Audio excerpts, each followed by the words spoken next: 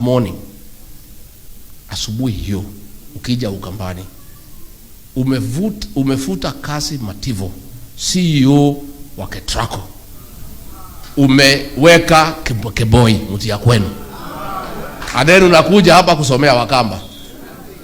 Now, ladies and gentlemen, one of the greatest scandal in the Republic of Kenya is currently cooking.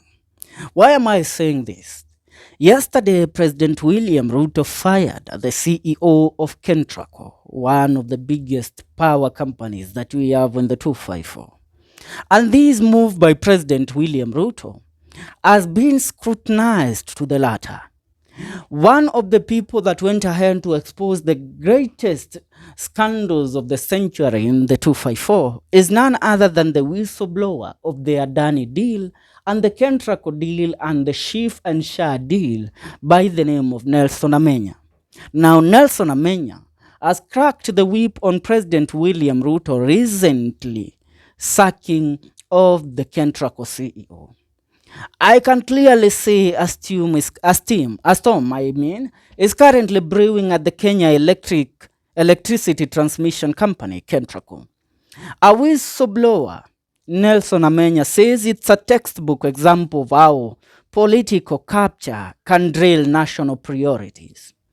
According to Amenya, the trouble began with the push to add an energy deal to Adani, even though firms like Africa 50 had made stronger offers. That move raised questions about whether politics rather than merit was driving decisions. Remember, the move by President William Ruto a few months ago to cancel the Adani deal after Adani Gautami, the CEO of Adani Company, was exposed and leaked to some of the greatest scandal in the United States of America, where the FBI, the Federal Bureau of Investigation, issued an arrest warrant against one Adani. That was the move that forced President William Ruto to stop the Adani deals in Kenya. And one of the Adani deals was involving the Ketraco company. Now, the focus has shifted to a massive procurement portfolio worth nearly Kenya shillings 60 billion. These contracts cover transmission lines, substations, and control centers, projects that form the backbone of Kenya's energy future.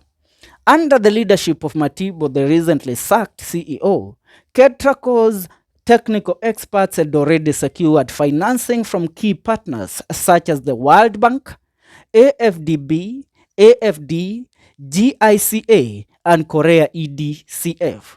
The list of projects reads like a roadmap to a modern grid. The Mariakani Dongokundu line, Narok Bomet line, Malindi Weru Kilifi, Kabarnet Rumuruti, Statcoms at Rabai and Suswa, Kimuka substations, Makindu transmission project, and the National System Control Center. Together, these projects were designed to stabilize power supply, extend excess, and cut the costly losses that plague the system. But instead of continuity, Amenya says political insiders have stepped in.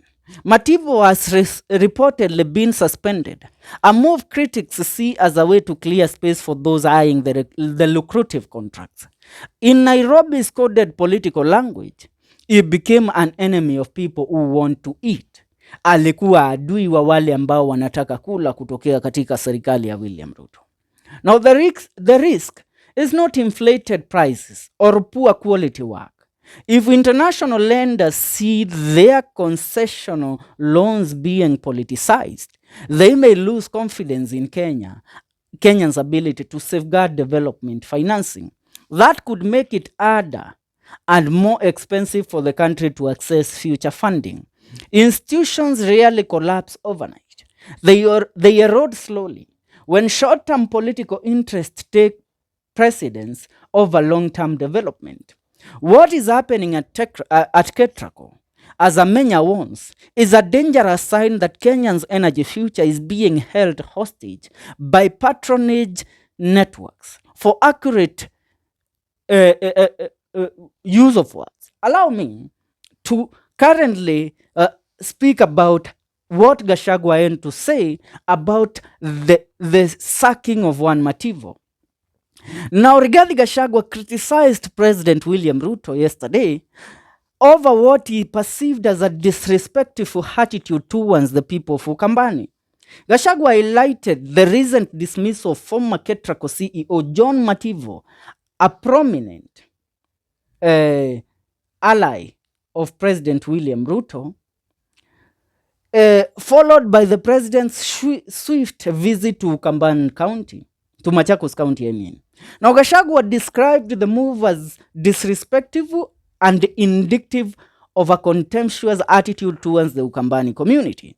He emphasized that dismissing one of their own and replacing him with someone from Ruto's community reflects tribal bias that undermines national unity. And I quote him, "It is very disrespectful for the president to sack a competent leader a competent leader from Ukambani and replace him with these tribesmen. Such actions show outright disrespect and disdain for the community." Now, he further criticized Ruto's stand on tribalism, pointing out the irony of the president speaking against tribalism while practicing it himself. Now, Gachagua argued that such contradictions undermine effort to foster inclusivity and unity among Kenyans. Addressing the ongoing development challenges, Gachagua called on Ruto to take responsibility for the region's progress. Now, Gachagua made these remarks at the Calvary Church in Matituni, Machakos Town constituency during the ordination of 21 pastors. Now, in response to Ruto's recent comments suggesting that the opposition lacks the brain to foster development, Gachagua fired back. Now, allow me to tell you that the current CEO that has been appointed by William Ruto to replace John MATIVO is a clear example of why President William Ruto always keeps his tribesmen around him. Remember, a few months ago, we had an uprising in the country after one youth by the name of Albert Ojwang was killed, and his death was linked to the current Deputy Inspector General of Police, Eliud Langat. Now, Langat was supposed, according to the law and the Constitution of the Republic of Kenya, the man who underwent public scrutiny and everybody called upon his dismissal, even the parliament itself, was supposed to be sacked. But President William Ruto retained this man and kept him there because he knows that with DIG Langat there, Ruto will be protected in 2027 if anything is to go wrong. Are we together? Now, apart from that, he has appointed his tribesman to replace MATIVO, which means now Ruto and his allies are now allowed to eat because there is nobody that will question them.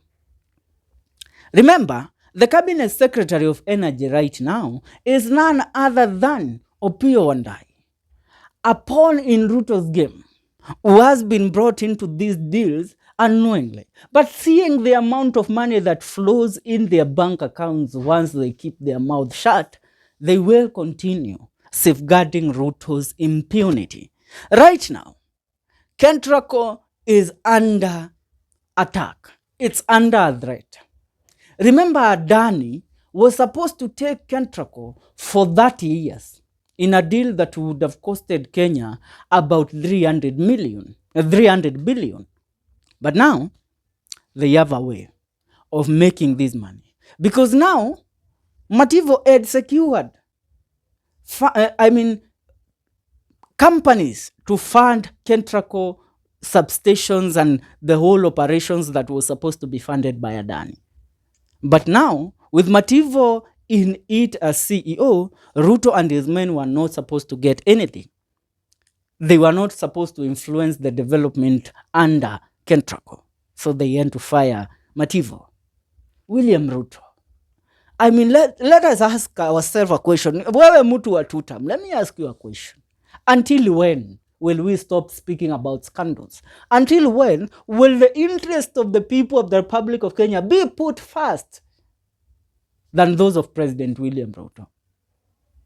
Ladies and gentlemen, if this is the trend we are taking, I dearly tell you that our country is under attack and that our country's economy is under a threat. Soon and very soon, it might collapse. Leave about the lies of President William Ruto that he had stabilized the economy.